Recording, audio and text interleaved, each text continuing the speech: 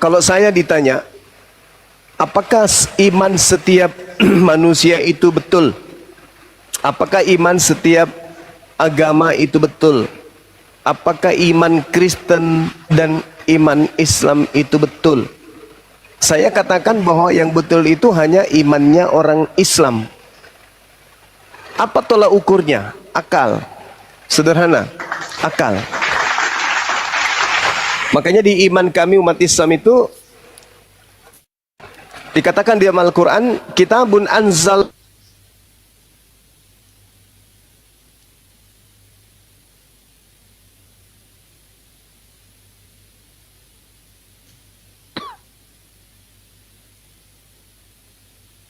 Suaranya enggak Di ayat-ayatnya. Dan suaranya Ki, suaranya hilang tadi. hilang ya. Ya, jadi terjemahan dari Al-Quran yang saya bacakan barusan, dikatakan dalam Al-Quran, kitabun anzalnahu ilaika mubarakul liyadabbaru ayatihi waliyatazakkaru wa yatazakkara ulul albab. Kitab Al-Quran yang kami wahyukan kepadamu Nabi Muhammad penuh berkah, agar mereka menghayati ayat-ayatnya dan agar orang-orang yang berakal mendapatkan pelajaran. Jadi tolak ukur imannya Islam itu akal. Sedangkan kalau kita melihat tolak ukur daripada kepercayaan orang Kristen itu hanya doktrin, dogma, karena mengikuti ajaran nenek moyang saja, bukan karena akal. Justru ajaran Kristen itu, maaf, bertentangan dengan akal. Ajaran Kristen loh ya, bukan berarti orang Kristen itu pada semua lini kehidupan tidak berakal, enggak. Pada ajaran Kristen itu sebenarnya dipercayai tidak boleh menggunakan akal. Karena kapan menggunakan akal, maka orang itu pasti akan goyah. Ujung-ujungnya, kalau tetap dia menggunakan akalnya untuk menelaah agama Kristen, maka tentu mereka akan meninggalkan Kristen. Nah, oleh karena itulah kemudian ketika umat Islam ditanya iman mana yang paling benar, maka kami berani mengatakan yang benar itu adalah Islam. Di luar Islam itu tidak benar. Karena dasar pijakan kami itu adalah akal. Waliyatazakkaral ulul albab, dan hanya yang berakal sehat yang bisa mendapat pelajaran. Berarti yang berakal sehat identik dengan keislaman. Nah, banyak hal yang kemudian yang membedakan antara Islam Kristen dari hal ini. Konsep bertuhan, kalau di dalam agama Kristen itu sudah tidak bisa cocok atau tidak serasi dengan akal. Tuhan datang dalam rupa manusia, itu sudah tidak masuk akal. Kemudian manusia mengandung Tuhannya sendiri, itu sudah tidak masuk akal. Manusia melahirkan Tuhannya sendiri dan menyembah Tuhannya sendiri, itu tak masuk akal. Ada Tuhan, ibu kandungnya adalah ciptaannya sendiri, itu enggak masuk akal. Ada Tuhan punya kakek, punya opung, punya saudara, punya sepupu, punya ayah tiri, punya emak, itu sudah enggak masuk akal. Jadi dasar pijakan untuk mengimani ajaran Kristen, ya apa yang diajarkan oleh buyut nenek moyang kita, itulah yang diimani. Berbeda dengan Islam. Semakin dewasa umat Islam itu, semakin dia mendalami Al-Qur'annya, maka dia akan semakin mengetahui agamanya lah agama yang paling benar. Karena dasar untuk menentukan satu kebenaran adalah akal, bukan iman. Akal. Yang mana yang paling bagus di antara semua yang kita pilih?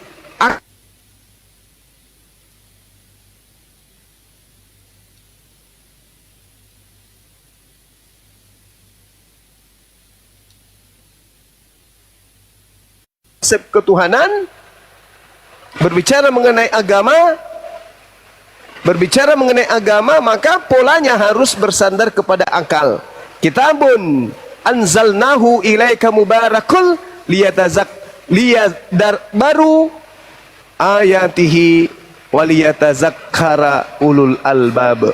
Al-Quran surah Shad ayat 29. Begitu Bang? Iya.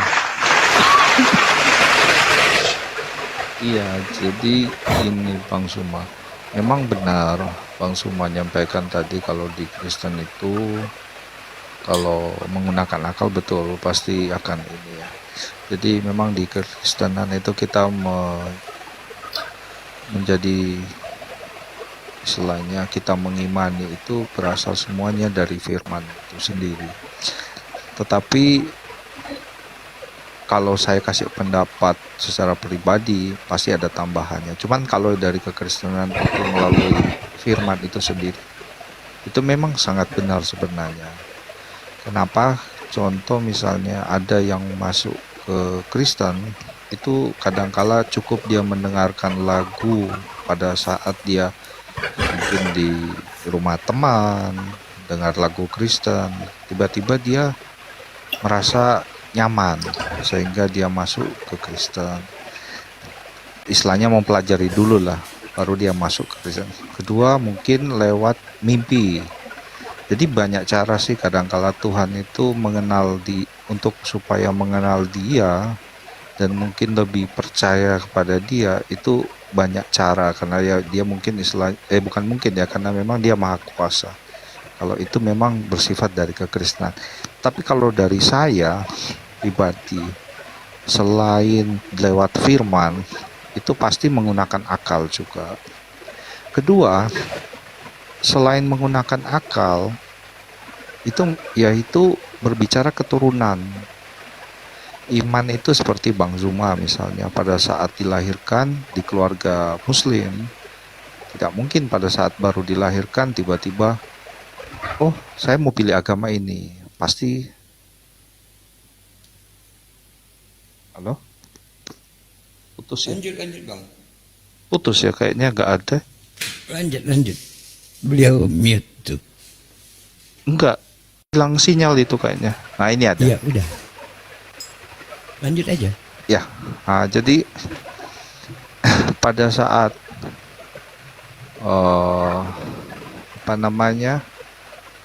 istilahnya kita dilahirkan itu otomatis kita mau nggak mau mengikuti istilahnya apa yang diimani dari orang tua kita sendiri. Gitu. Jadi kadang-kadang mungkin ada orang bertanya kenapa sih saya nggak dilahirkan di agama ini, kenapa saya nggak dilahirkan di negara ini, kenapa saya nggak dilahirkan dari kalangan seperti orang seperti ini. Itu banyak pertanyaan sehingga menurut saya makanya sering saya tanyakan sih ke teman-teman muslim, Tuhan itu penuh misteri enggak gitu. Karena banyak hal di dunia ini yang memang tidak cukup bukan tidak cukup ya. Lewat kitab-kitab yang ada itu istilahnya kita nggak sanggup pemikiran manusia ini untuk sampai ke tahap itu. Karena Tuhan itu kan maha kuasa, sedangkan manusia ini kan sangat terbatas. Nah, sangat terbatasnya itu otomatis secara akal pikir kita itu tidak sampai ke pemikiran Tuhan oleh misterinya Tuhan itu. Oleh karena itu, ya itu sih kalau di kekristenan lewat ini ya firman itu, karena iman timbul dari pendengaran itu adalah firman.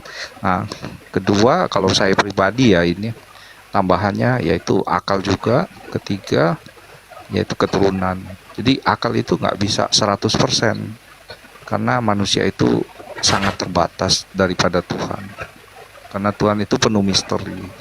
Itu sih menurut pandangan. Kenapa?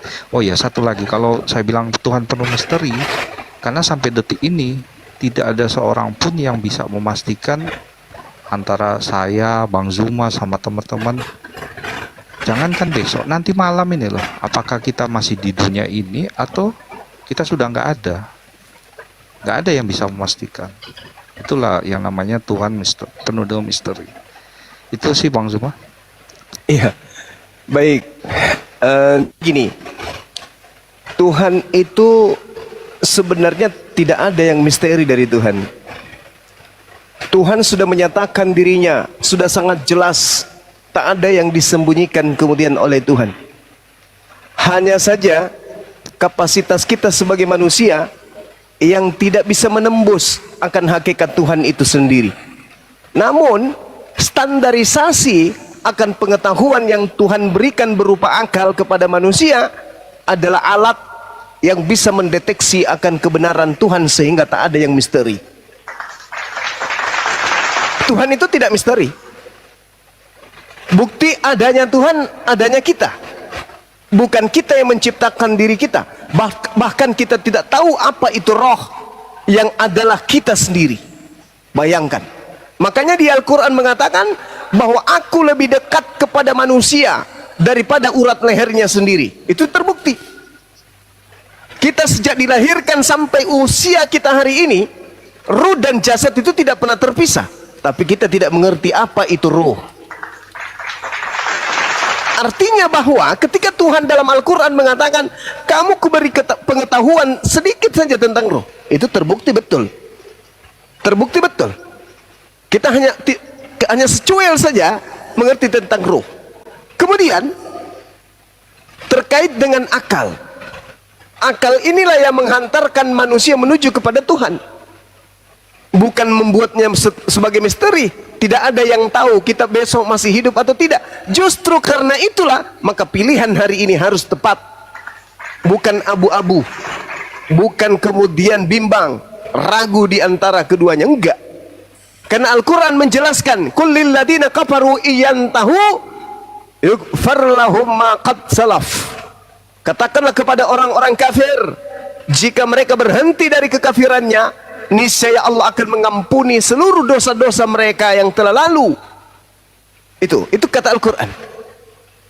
Allah mengampuni seluruh dosa-dosa. Jadi kalau saudara mengatakan kita dilahirkan dari seorang ibu yang muslim, kita dilahirkan dari ibu yang kafir, saya katakan berbahagialah kalian yang hidup dari rahim seorang ibu yang kafir. Saya ulang, berbahagialah kalian yang hidup dari rahim ibu yang kafir. Kenapa? Karena sekarang hidup di zaman digital, hidup di serba internet. Anda dengan mudah kemudian mempelajari Al-Quran, mendengarkan kemudian narasumber-narasumber dari Islam. Dengan begitu, ketika Anda menggunakan akal, kullil ladina kafaru iyantahu yughfar lahum ma qad salaf. Orang-orang kafir ketika mereka berhenti jadi mu'allaf, semua dosanya diampuni oleh Allah. Kami yang umat Islam dari lahir belum tentu diampuni oleh Allah. Belum tentu.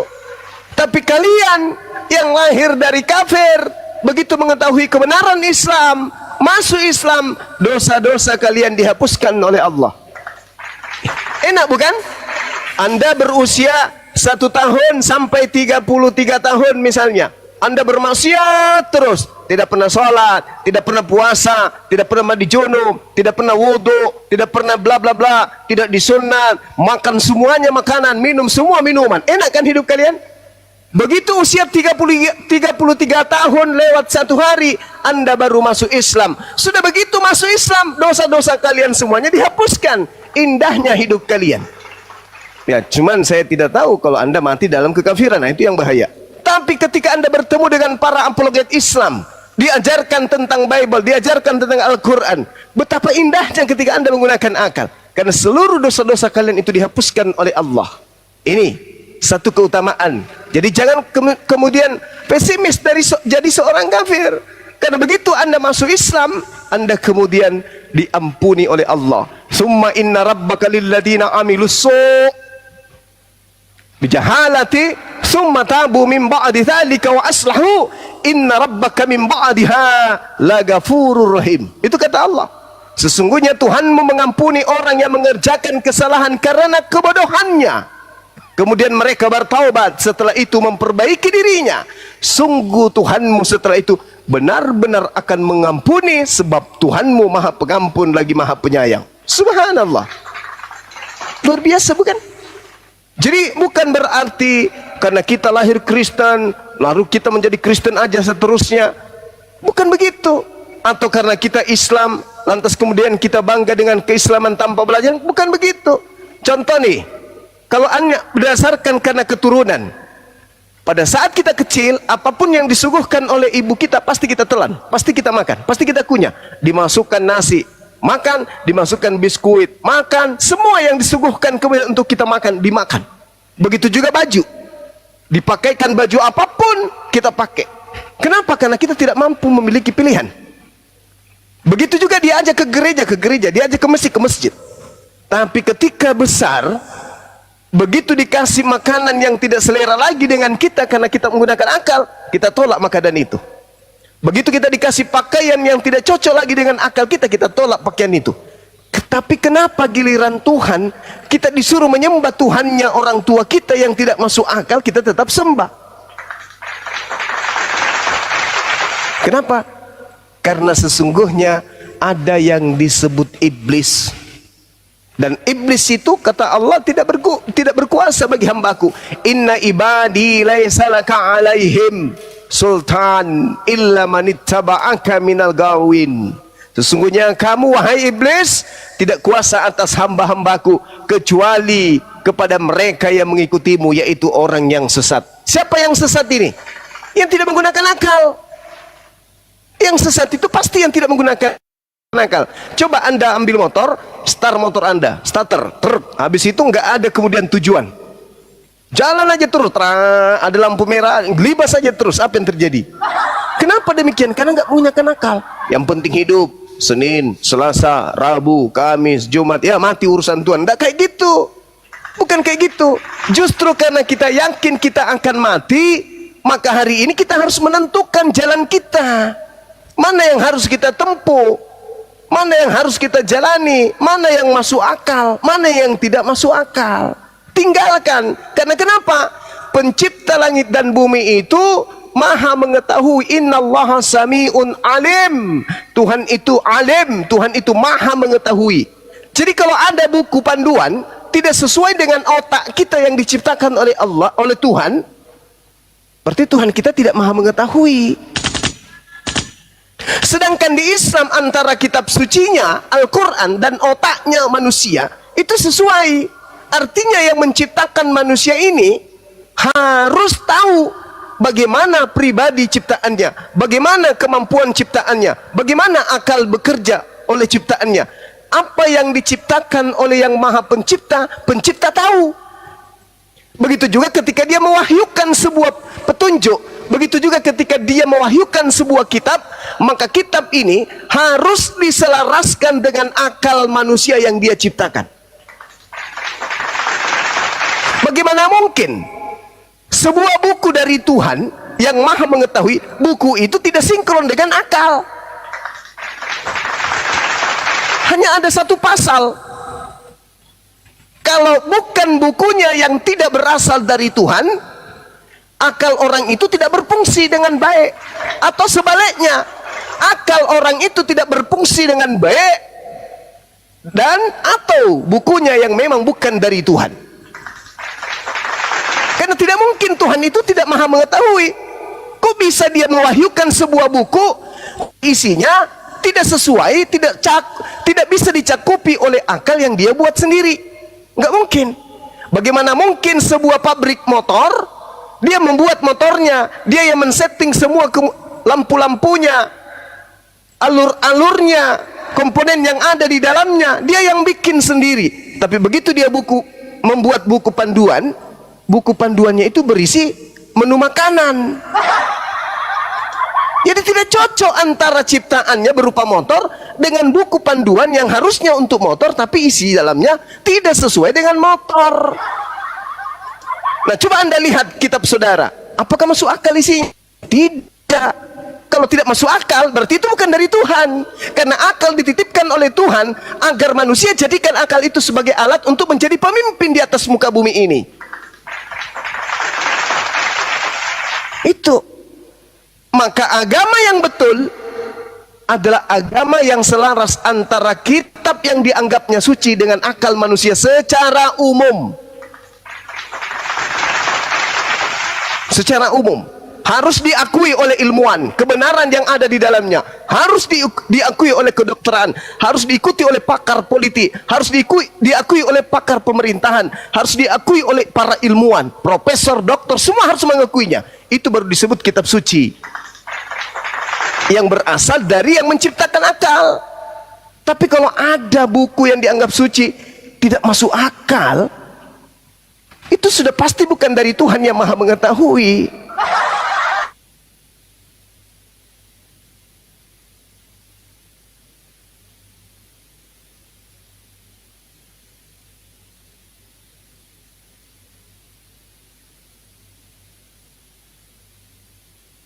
Belum ada, tidak sinkron. Nah, itulah fungsinya. Makanya saya tanya dari tadi kepada saudara, apakah iman semua agama itu sama?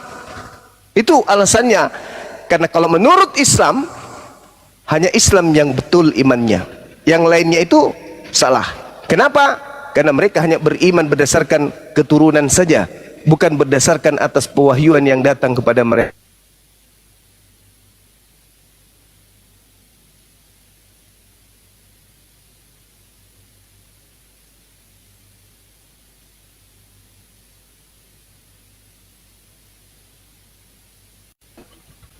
Ada makhluk yang ingin membuat singgasana.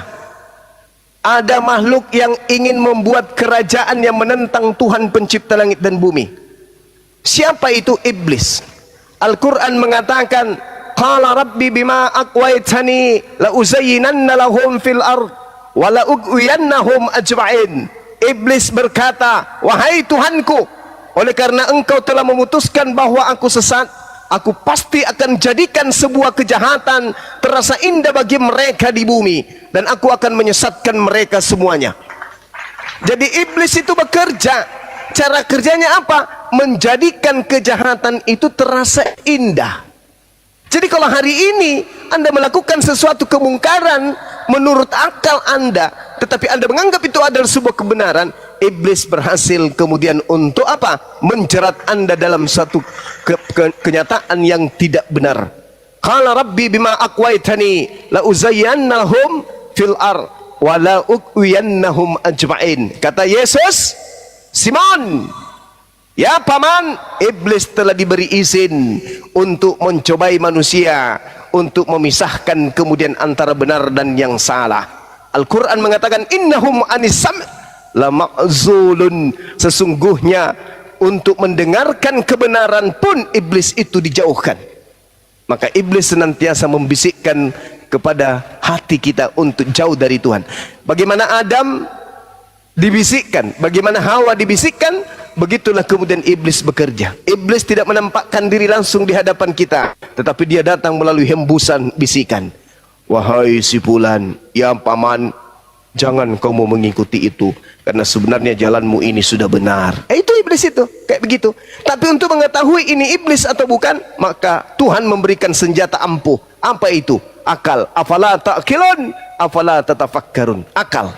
Makanya di Islam, dasar pijakan menapakkan kaki sebagai Islam, apa perintah Allah? Ikra. Apa itu ikra?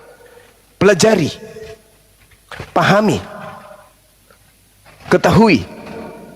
Itu baca, telaah, teliti, tadaburi, pahami, kemudian uraikan, jelaskan. Itu dalam Islam. Maka pondasi awal dalam Islam itu apa? Ikra. Baca, baca, baca, baca dengan pikiranmu, baca dengan matamu, baca dengan perasaanmu, baca dengan telingamu, baca dengan pendengaranmu, baca, baca, baca semuanya. Kalau sampai engkau membaca, maka engkau akan sampai kepada derajat yang mulia. Seorang profesor jadi profesor karena membaca, dokter jadi dokter karena membaca, polisi jadi polisi karena membaca, TNI jadi TNI karena membaca, presiden jadi presiden karena membaca, membaca. Ikra, ikra, ikra, ikra, ikra, ikra, ikra, sampai ke jannah karena ikra. bukan karena doktrin dan dogma. Saya kira begitu, sahabat. Silakan. Iya, terima kasih Bang Zuma. Sama-sama, Bang. Iya, kalau misalnya kita bahas soal dari keturunan itu, misalnya Bang Zuma diperhadapkan kondisi atau situasinya itu, keadaannya itu seperti saya misalnya dilahirkan dari keluarga Kristen. Kira-kira apakah Bang Zuma bisa menjamin untuk bisa seperti yang Bang Zuma sampaikan untuk masuk ke Muslim gitu? Bisa diulang, Bang? Bisa diulang? Gimana? Maksudnya ini, kalau tadi kan saya menggunakan sifat keturunan, ada akal pikiran maupun sesuai dengan petunjuk firman Tuhan, yaitu sesuai yang tertulis, iman muncul dari pendengaran, yaitu firman Tuhan itu sendiri. Nah, misalnya kalau yang bersifat keturunan ini, Abang Zuma ini dilahirkan dari, maksudnya diperhadapkan keadaannya itu seperti saya, dilahirkan dari keluarga Kristen. Kira-kira Bang Zuma apakah pribadi itu bisa menjamin dengan mudah untuk saya bisa masuk Muslim seperti itu? Istilahnya secara pribadi ya, maksudnya gitu. Apakah bisa menjamin gitu? Iya, baik. Jadi ini pertanyaan yang sangat menarik, Bang. Karena saya orangnya itu menentukan sesuatu itu karena akal. Ketika belajar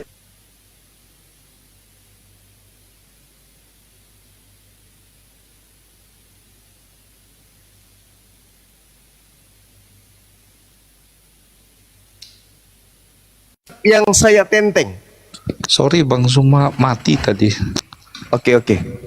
Misalnya saya membawa Bible, saya pelajari Bible ini, kemudian sampailah saya kepada data misalnya 2 Yohanes 1 nomor 7. Siapakah penyesat itu? Bukankah dia yang pergi ke seluruh dunia yang tidak mengaku bahwa Yesus itu datang sebagai manusia? Lalu kemudian sebelumnya saya membaca kitab Perjanjian Lama. Di sana diterangkan di dalam Yesaya 43 nomor 10. Engkaulah saksi-saksiku, tidak ada Tuhan yang dibentuk sebelum aku, dan tidak ada Tuhan yang dibentuk setelahku. Saya pelajari itu. Berarti Tuhan ini tidak pernah dibentuk. Jadi apapun dia nggak pernah dibentuk. Saya baca lagi Bilangan 23 nomor 19.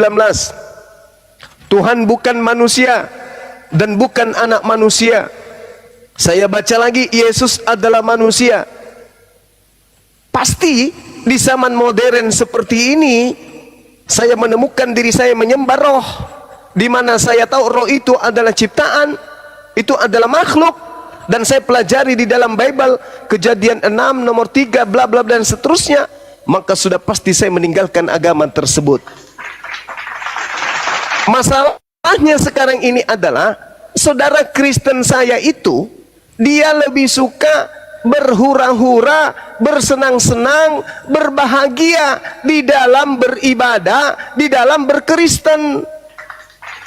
Lebih cenderung kepada kesenangan-kesenangannya, ke gereja bernyanyi, sekolah minggu mereka diajarkan bernyanyi, kemudian Natalan mereka bernyanyi, setiap saat mereka bernyanyi, dijamin kemudian surga, dan didoktrin bahwa Tuhan datang ke bumi demi dosa-dosa mereka. Siapa yang nggak mau, Bang? Siapa yang nggak mau ibadah sekali seminggu, datang ke sana pun cuma bernyanyi? Lalu kemudian semua makanan boleh dimakan, minuman pun boleh diminum. Habis itu ada yang mengambil dosa-dosa kita semuanya. 1 Yohanes 1, apa yang 1 Yohanes 2 nomor 1, apa yang dikatakan, anak-anakku yang kukasih, jangan engkau berbuat dosa, namun apabila kalian berbuat dosa, ada Yesus sebagai pendamai atas segala dosa kita. Siapa yang nggak mau, Bang? Lalu kemudian saya melihat Islam sana sini, karena saya hidup di lingkungan mayoritas Islam, saya sebagai minoritas melihatnya Islam tidak betul. Yang maling Islam, yang mencuri Islam, yang kemudian ribut Islam, semua Islam yang saya lihat. Maka saya semakin berat keluar dari kekristenan, karena akal saya tidak pakai. Semakin berat saya untuk keluar dari agama saya yang enak dibandingkan Islam. Ada bom di sana, Islam. Ada tawuran, Islam. Ada ribut, tawuran. Ada apa? Ada ribut, ada demo, Islam. Semuanya Islam. Sehingga mata saya semakin tertutup. Karena saya menilai Islam karena oknumnya. Saya tidak belajar kitabnya. Sedangkan yang saya lakukan bukan kitab saya. Yang saya lakukan adalah instruksi-instruksi gereja dan orang tua saya. Saya semakin jauh dari Islam. Tapi ketika saya kemudian menggunakan akal, keluar dari gereja, saya dalami Bible itu sendiri, maka demi Allah, demi Tuhan, saya pasti akan keluar. Apatah lagi kalau saya sudah sampai pada dalil Matius 7, Bang, nomor 15 sampai nomor 23. Hendak kemana ku bawa iman Kristen saya ini? Di situ jelas dikatakan, barang siapa yang tidak melakukan kehendak Bapa, meskipun memanggil Yesus Tuhan, bahkan sampai pada level bermujizat, mengusir setan, bernubuat, tetap aja diusir oleh Yesus dan dianggap sebagai pelaku kejahatan. Sedangkan dalam Matius 13:50 pelaku kejahatan dilemparkan ke dalam api neraka. Lalu apa yang membuat saya harus bertahan di Kristen? Saya ibadah minggu, tidak ada dalil.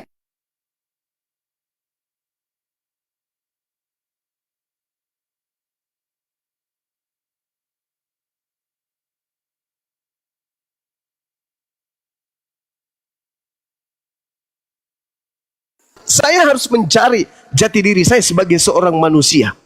Aku tidak mau mati dalam kebodohan. Harus menggunakan akal. Jadi bagaimana mungkin orang yang berakal akan tinggal di situ, sementara kitab itu sendiri yang mengatakan yang memanggil Yesus Tuhan diusir oleh Yesus. Memanggil Yesus Tuhan. Matius 7 nomor 15 sampai nomor 23. Waspadalah kepada nabi palsu yang datang kepadamu dengan menyamar sebagai domba, padahal dia adalah serigala yang buas. Ini ucapan Yesus kepada muridnya. Siapa yang datang kepada muridnya? Yang bukan Yahudi tapi datang kepada muridnya yang ngaku Yahudi. Dari buahnya kau mengenal mereka, dari ajarannya kau mengenal mereka. Bukan setiap orang yang memanggil aku Tuhan akan masuk ke dalam kerajaan langit, melainkan mereka yang melakukan kehendak Bapakku. Atas kehendak siapa ini saya menjadi Kristen? Mana dalilnya? Atas apa saya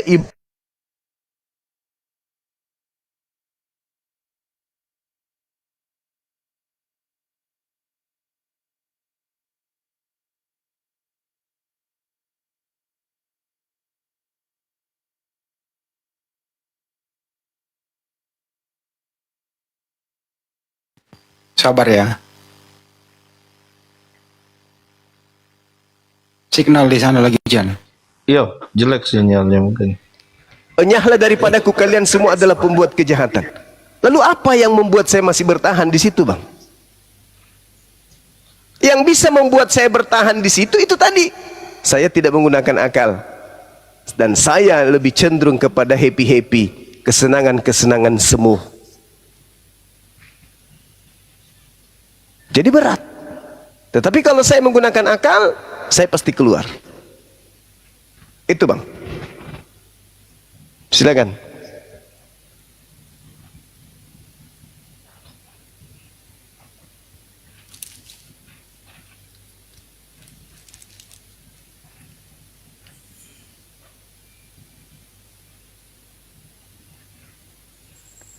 Silakan Pak Kris. Halo, kok ketutup udah ngomong? Tutup sendiri.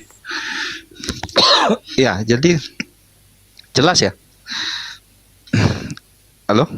Ya, ya jelas Bang, jelas Bang. Ya, jadi menurut Bang Zuma tadi sampaikan kalau diperhadapkan keadaan seperti saya sendiri seperti ini, berarti kalau menurut pandangan saya sih pembicaraan tadi maksudnya tidak mudah lah gitu.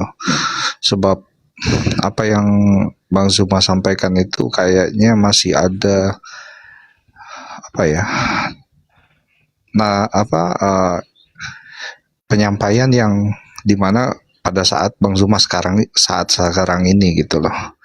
Tetapi istilahnya nggak mudah untuk keluar gitu. Kalau saya nanggapi sih seperti itu. Tapi ya memang nggak apa-apa. Itu memang karena bersifat keturunan itu memang tidak mudah. Jadi misalnya ada orang bilang kalau bagi orang yang tidak mampu gitu, kenapa sih aku harus terlahir dari orang yang mampu kan gitu. Itu menurut pandangan saya misteri Tuhan Bang Zuma. Nah, jadi sehingga pola pikir dari manusia ini itu nggak bisa nyampe dengan apa yang Tuhan inginkan. Nah, yang tadi Bang Zuma bilang kita bisa memahami apa yang difirmankan oleh atau diimani oleh Bang Zuma ya, kitabnya Muslim. Tapi kan kalau seperti di kitab Muslim itu kan seperti Tuhan menciptakan manusia, Adam di sorga, tiba-tiba turun ke bumi, terus menciptakan langit dan bumi ini. Itu kalau secara akal pikir kan nggak mungkin gitu loh. Itu banyak misteri menurut pandangan saya sih. Dan kalau berbicara pikiran Tuhan kan kita nggak bisa terlalu istilahnya nggak bisa kita memaksakan untuk bisa serupa dengan dia, istilahnya maha tahu lah kan, kita istilahnya kan sangat terbatas manusia ini. Nah itu sih patokan saya, kalau manusia terbatas ini kan pasti apa yang difirmankan Tuhan lewat kitab itu kan pasti ada hal-hal yang tertentu yang memang kita perlu ketahui tanpa logika, yaitu kita minta pimpinan lewat doa itu agar kita bisa memahami dari firman-firman itu sih. Gitu sih Bang Zuma.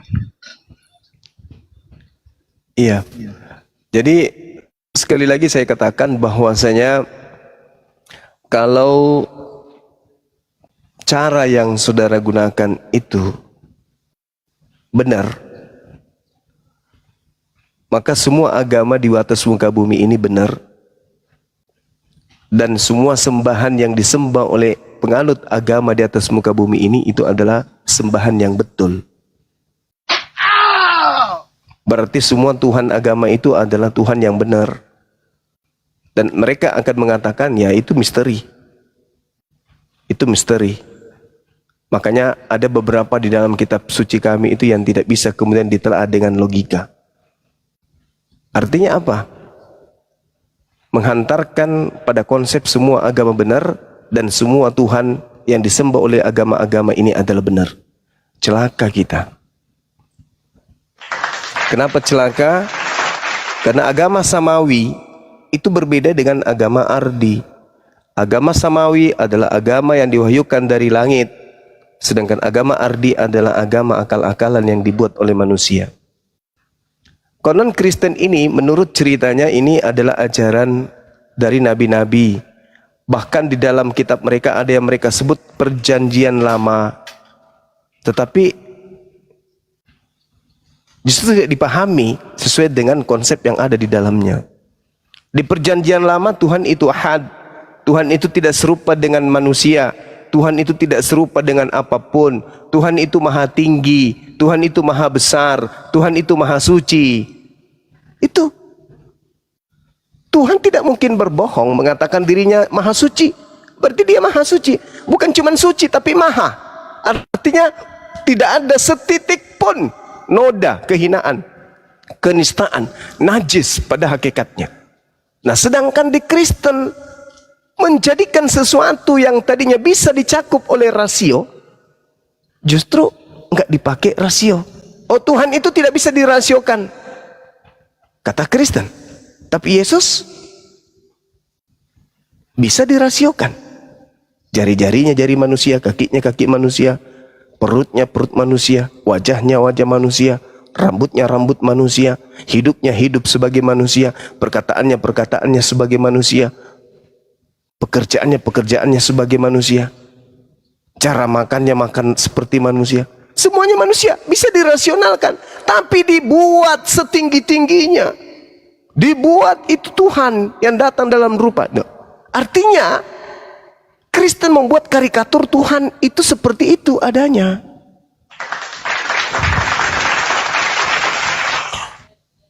Sedangkan Tuhan yang benar itu berasal dari agama samawi. Aku Tuhan, tak ada yang lain, tak ada yang sama seperti aku, baik di langit atas maupun di bumi bawah. Tak ada yang sama seperti aku. Akulah Tuhan, tak ada yang lain. Tapi Kristen membuat Tuhan baru. Tuhan baru bernama Yesus, bernama Roh Kudus. Artinya percuma kitabnya Yahudi ditenteng siang dan malam, tapi tidak dipahami isinya. Hanya dijadikan sebagai aksesoris untuk membenarkan perjanjian baru bahwa ini adalah firman Tuhan. Maka apa yang muncul di dalamnya? Misalnya di dalam Kolose 2 nomor 9, di dalam jasad Yesus inilah kepenuhan keilahian. Kolose Filipi 2 nomor 6 nomor 7. Tuhan turun ke bumi tidak mempertahankan ketuhanannya, melainkan merendahkan diri, mengambil rupa manusia, menjadi sama seperti manusia, taat sebagai manusia, bahkan taat sampai mati di atas tiang salib. Ini konsep yang diimani oleh orang Kristen yang bertentangan dengan konsep Tuhan yang adalah Tuhan yang dibawa oleh agama samawi. Assalamualaikum. Waalaikum. Seperti itu saudara Krislam. Ya, silakan. Ya, Bang Zuma, terima kasih Silakan. untuk paparannya yang sangat tidak jelas. Iya, silakan. Ya. Baik, saya akan sampaikan karena ini konsepnya adalah penjelasan sekaligus debat. Ya, jadi saya harus sampaikan bahwa logika berpikir Kristenan dengan logika berpikir Islam itu mutlak tidak bisa disamakan. Ya, kalau Anda mencoba mengutip Alkitab Perjanjian Lama maupun Perjanjian Baru untuk menjawab iman dari Islam, itu logika yang cacat. Ya, cacat sekali. Karena iman ini bicara soal kepercayaan ya yang sudah ditanamkan oleh pendahulu-pendahulu. Kemudian dirasionalkan oleh pengikutnya. Ya. Seperti Abang Zuma ini yang katanya mencari kebenaran, tapi tidak bisa membaca firman Tuhan dengan benar. Ya, sesuai dengan junjungannya. Ya, tidak bisa membaca dengan benar. Begitu. Tapi saya mau katakan begini. Kalau Anda menyamakan Yesus sebagai Elohim Yahweh, Allahnya Abraham, Ishak dan Yakub, Anda salah besar. Karena di dalam kekristenan tidak mengajarkan demikian. Yesus dan Elohim Yahweh itu beda. Bahkan tidak setara menurut keyakinan saya. Bisa bacakan Filipi 2 nomor 6. Sabar. Ini saya akan bacakan dalilnya. Oke. Enggak, sorry. Dalil yang disampaikan. Waktunya siapa ini, Bang? Dalil yang disampaikan ini boleh lanjut nggak? Kalau boleh. Saya bicarakan. Bisa bacakan Filipi 2 dulu, Bang. Bacakan Ya, Filipi 2. sebentar. Saya akan bacakan. Tenang saja. Tapi kita Ya, harus silakan. memulainya dari mana? Dari kisah para rasul Yesus atau murid Yesus yang menjadi jemaat, yang menjadi gereja mula-mula. Mereka saksi Yesus naik ke surga. Sabar. Sabar. Anda takut. Enggak, stop. Anda takut. Ya, Anda takut. Enggak. Kisah 2 Saya enggak pernah takut Makanya sabar. penyembah roh. Biar Anda Enggak takut tahu saya bahwa kepada Yesus penyembah dan roh. biar Saya enggak takut sama penyembah roh. Ya, Paham? Anda tahu Yesus Enggak usah dan terlalu Allah sombong, itu Bang. beda. Tadi kami Anda takut, diskusi Anda bagus takut, di sini. Anda takut. Cemen, Di sini Anda kita takut, Cemen. diskusi baik. Di sini kita diskusi baik, Bang. Enggak ada masalah takut ataupun tidak. Belanda datang pun saya enggak takut, apalagi cuman pengikut kayak Anda. Iya, maksudnya diskusi yang Iya, inilah baik saya aja. Bang Zuma, maksudnya izin dulu lah gitu loh. Saya walaupun apa ya, Gini ya aja, kalau Kristen, kalau anda berani temuin saya di Jakarta. Kalau lu laki-laki itu aja, langsung ketemu gua aja, oke? Kalau lu berani, lanjut. enggak. Silakan dinaikkan. Kalau Anda mau diskusi dengan baik, saya layani. Tapi jangan Anda mengatakan kemudian bawa-bawa Nabi saya bodoh gitu ya. Tidak bisa membaca gitu. Saya bisa uji Anda bisa baca atau tidak. Kan gitu. Ya. Adalah lebih baik Nabi saya tidak bisa membaca daripada Tuhan. Ya udahlah ya, nanti jadinya hina nantinya. Udahlah, silakan Anda naik ke atas sini, kita berdiskusi. Anda mengatakan logika Kristen dan logika Islam itu tidak sama. Anda tidak ngerti apa itu logika. Anda tidak ngerti apa itu logika. Itu bahayanya itu di situ. Ya, silakan. Saya berbicara kepada Anda berbicara juga selayaknya orang yang punya intelektual. Jadi santai aja, nggak usah emosi, nggak usah ketakutan sama saya, tidak usah nervous kalau berhadapan dengan Bang Suma. Santai aja, relax. Ya. Sorry Bang Zuma, boleh tanya nggak ke dia ini? Siapa Iya, ya silakan. namanya? Namanya siapa ini? Saya nggak kelihatan. Mikael. Mikael. Ya, Mikael, kamu Kristen atau apa ini agamanya? Ditanya itu agamanya apa? Nggak usah grogi, santai aja, santai. Mikael. Saya tahu kamu itu fitness selama 6 tahun untuk bicara dengan saya. Nggak usah, santai aja, napa? Relax. Karena saya tidak akan pernah bisa kau takut-takuti gitu loh. Nggak bisa kau takut-takuti saya. Kamu agama apa, Mikael? Saya bingung. Waalaikumsalam. Malam. Sebentar dulu, sebentar dulu, Frans. Siap. Layani dulu yang satu ini, yang sok jagoan nih. Santai aja Bang Mikael. Ayo, ditanya agamanya apa? Mikael, kamu agama apa?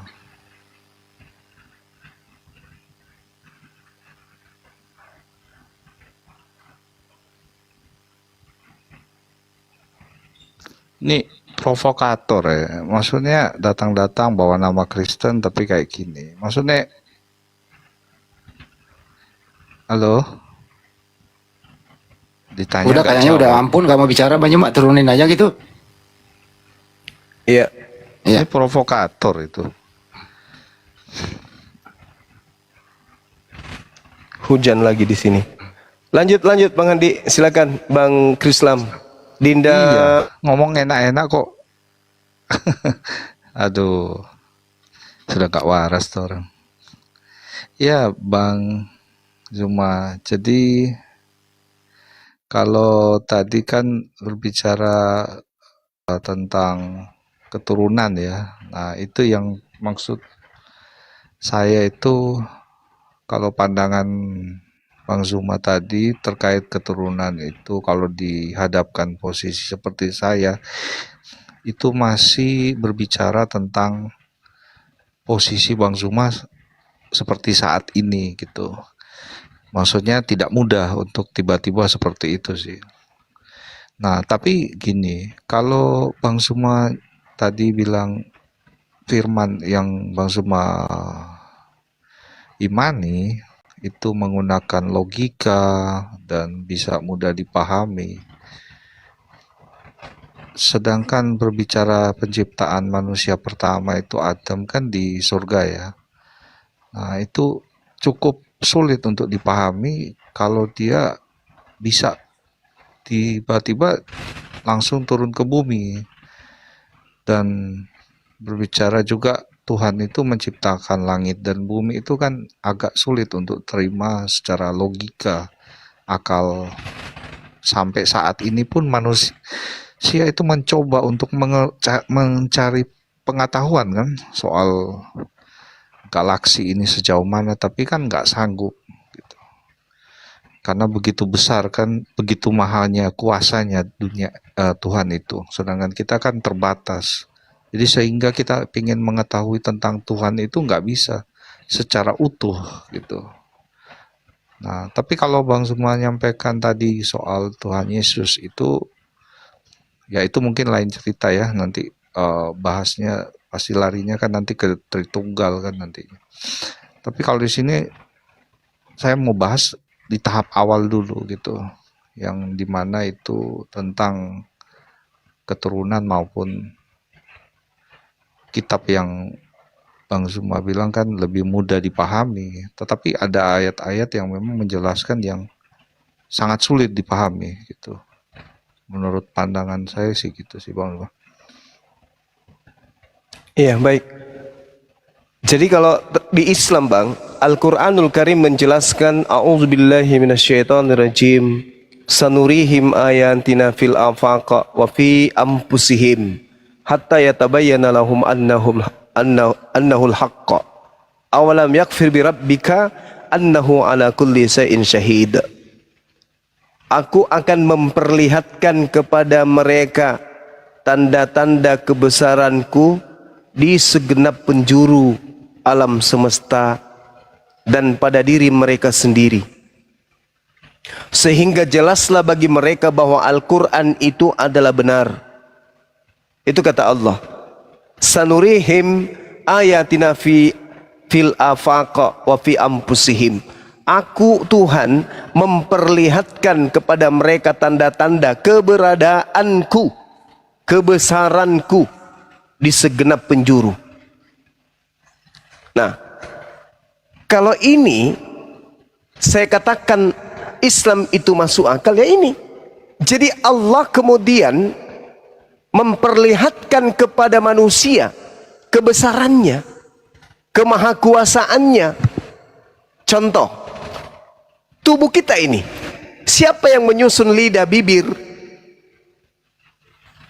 pita suara sampai mengeluarkan gelombang berupa irama, ketukan-ketukan not, sehingga kuping mendeteksi gelombang itu datang dengan suara misalnya aku,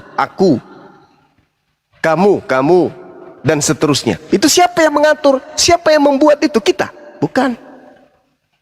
Lalu kemudian ucapan yang ingin kita keluarkan, sebelum kita keluarkan itu ada semacam perintah dari otak.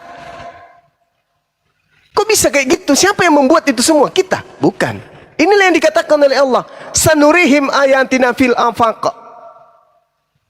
Artinya bahwa orang yang berakal akan mengetahui tentang Allah, tentang Tuhannya itu sempurna. Kita makan, masuk ke dalam tubuh. Asupan nutrisi yang masuk ke dalam tubuh, yang ke rambut dan yang ke kuku itu sama. Begitu juga yang ke hidung, yang ke bibir, yang ke mata, dan yang semuanya. Tetapi kenapa yang bertumbuh hanya rambut, hanya kuku? Kenapa gigi nggak bertumbuh? Kenapa hidung tidak bertumbuh layaknya rambut? Siapa yang membatasi itu semua? Kita? Bukan. Atau mungkin kedua orang tua kita? Bukan juga. Atau negara ini, pemerintah ini yang berikan aturan. Wahai penduduk Indonesia, apabila kalian makan, cukup yang bertumbuh dan bertambah panjang adalah rambut dan kukumu aja ya. Apa ada aturan kayak gitu? Dan meskipun ada aturan, apakah bisa menghentikan itu? Tidak. Kenapa rusuh ini tidak memanjang, melilit-lilit dalam tubuh kita, dalam perut kita, selayaknya rambut ini yang bisa digunting? Kenapa? Siapa yang mengatur itu semua? Inilah yang Allah katakan, sanurihim ayatina fil afaq wa fi anfusihim hatta yatabayyana lahum annahul haqq. Aku akan memperlihatkan kepada mereka tanda-tanda keberadaan, kebesaranku, kekuasaanku di segenap penjuru. Bagi yang berakal pasti sampai. Tapi yang tidak berakal tidak sampai. Kami yang berakal sampai. Oh iya ya, kita berbicara ini, yang membentuk suara ini siapa? Kita? Bukan. Bukan kita. Bahkan kita tertidur sebentar dan tertidur dan terbangun lagi, bukan kita yang mengatur semua napas kita itu ketika kita terlelap. Bukan kita kemudian yang mengatur dari jantung kita ketika kita terlelap. Tiba-tiba kemudian kita bangun. Pada saat kita tertidur nyenyak, usus kita ingin mengeluarkan kotoran, dengan sendirinya kita bangun.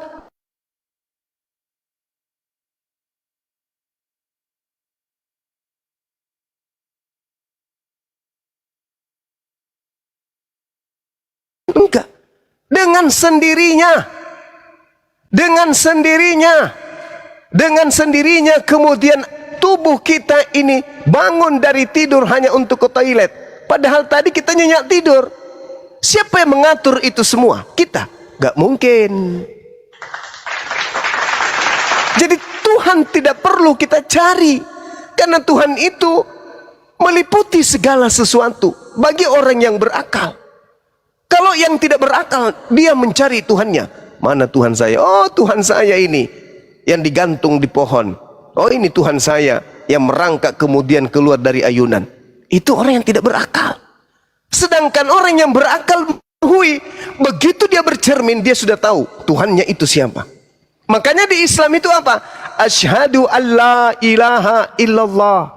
Aku bersaksi tidak ada Tuhan selain Allah. Bersaksi loh. Kenapa dia berani bersaksi? Ya karena dia melihat ketidakberdayaan dirinya. Dia tidak mampu kemudian untuk mempertahankan supaya kulitnya ini tetap apa kulit ini? Tetap kencang, tidak keriput. Dia tidak bisa mempertahankan supaya mukanya ini tetap ganteng, tidak menua. Dia tidak bisa mempertahankan kulitnya, rambutnya ini tidak memutih. Tidak sanggup. Padahal itu adalah rambutnya. Padahal itu adalah kulitnya sendiri. Tapi tidak bisa. Berarti ada sesuatu yang mengatur semuanya ini. Itu siapa? Itulah yang kami sebut Tuhan. Kami tidak melihatnya, tapi Tuhan itu melihat kami. Kami tidak mendengarnya, tapi Tuhan itu mendengarkan kami. Maka kami hanya memperbaiki diri. Karena kami diawasin, kami disaksikan. Dia menyaksikan diri kami. Makanya dalam Al-Quran dikatakan, di dalam surah Qaf ayat 16, Allah Subhanahu wa taala menjelaskan dengan sangat terinci di sana. Apakah